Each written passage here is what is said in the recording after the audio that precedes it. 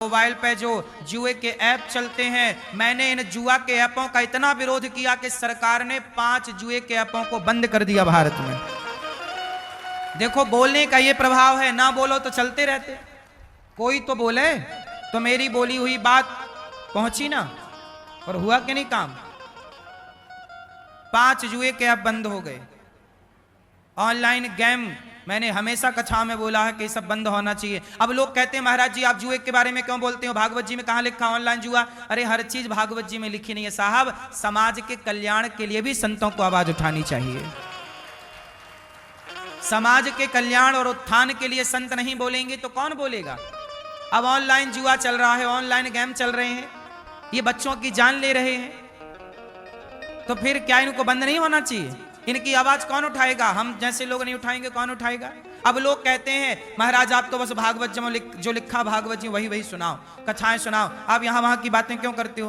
क्या करें साहब, समाज गलत दिशा पर जा रहा है तो जाने दें, क्या रोकना जिम्मेदारी है। बताओ आप लोग, बताओ क्या करें, बोला करें कि नहीं बोला करें।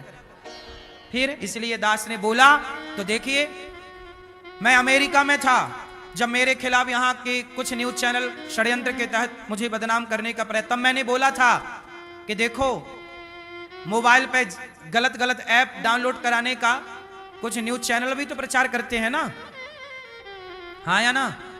बड़े बड़े सुपर डुपर स्टार किसका प्रचार करते हैं, जुए का, सट्टे का, गुटके का। मैंने बोला इनके खिलाफ कथा में, तो वो बात शायद सरकार तक पहुंची और एक्शन लिया गया। आज की तारीख में 5 जुए के ऐप बंद हो गए। ये प्रभाव है बोलने का।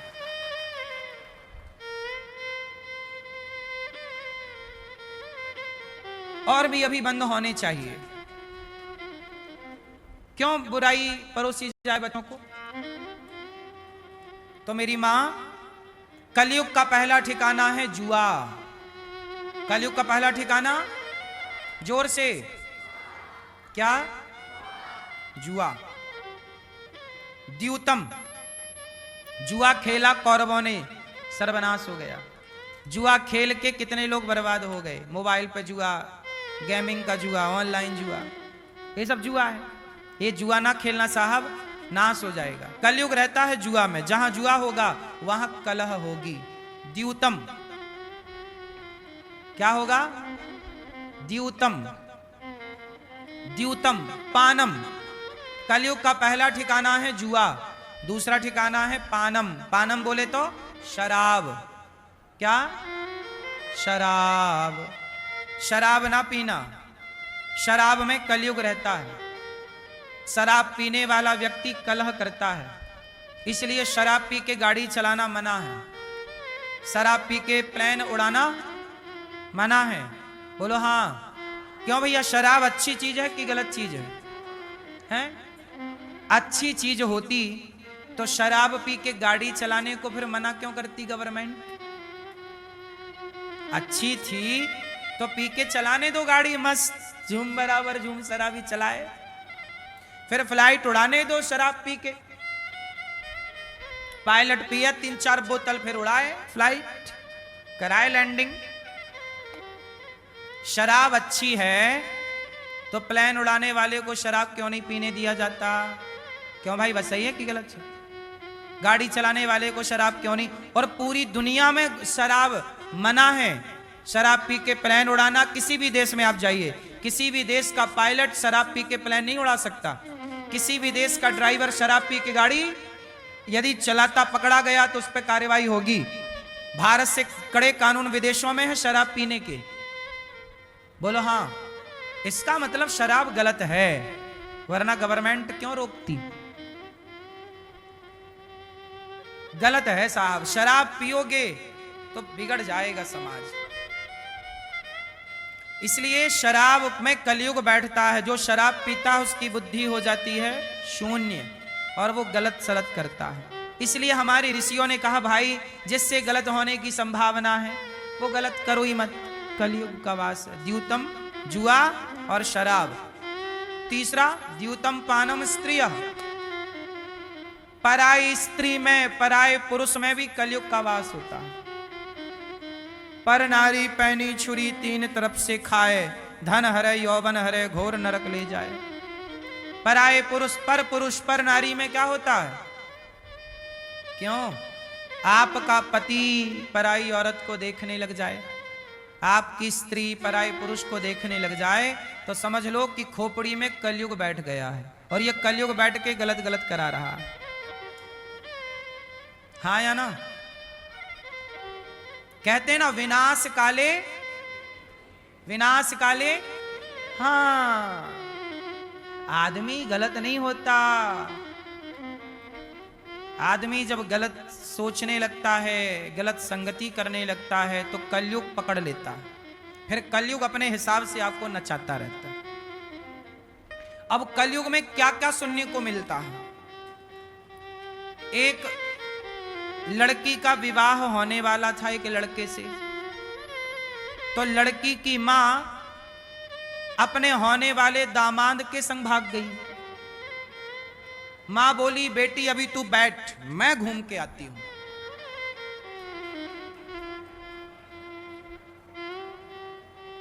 अब सोचो, जो अपनी बेटी के लिए लड़का ढूंढा वो सासी लेके फरार हो गई। ये क्यों हो रहा है?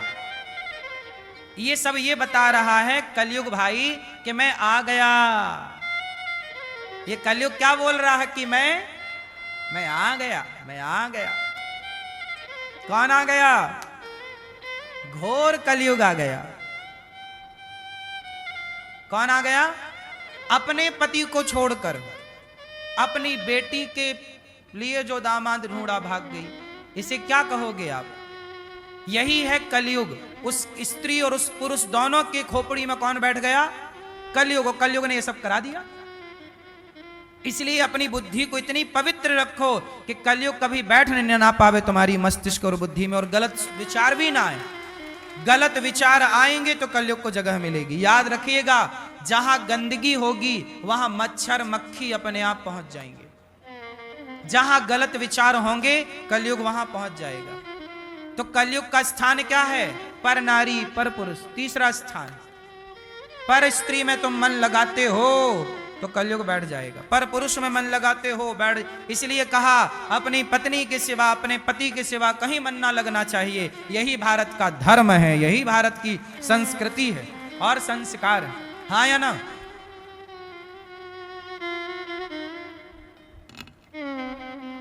कलयुग, कलयुग का तीसरा स्थान यही। और चौथा क्या? मांस। आप खाते हो मांस? अंडा?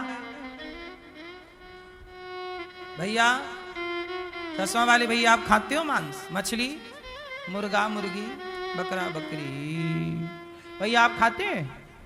अंडा? ये भैया पी ले। आप बेटा आप खाते हो?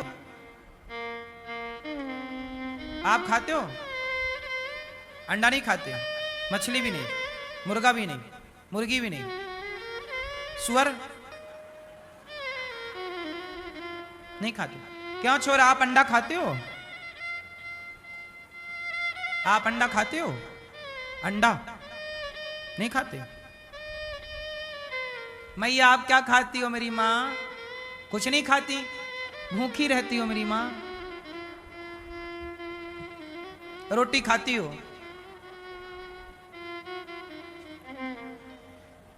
कलयुग वहां बैठा है जहां हत्या हो रही है, मछली की, मुर्गा की। अपने स्वाद के लिए लोग मारे जा रहे हैं, मारे जा रहे हैं, मारे जा रहे हैं। किसके लिए? अपना पेट भरने।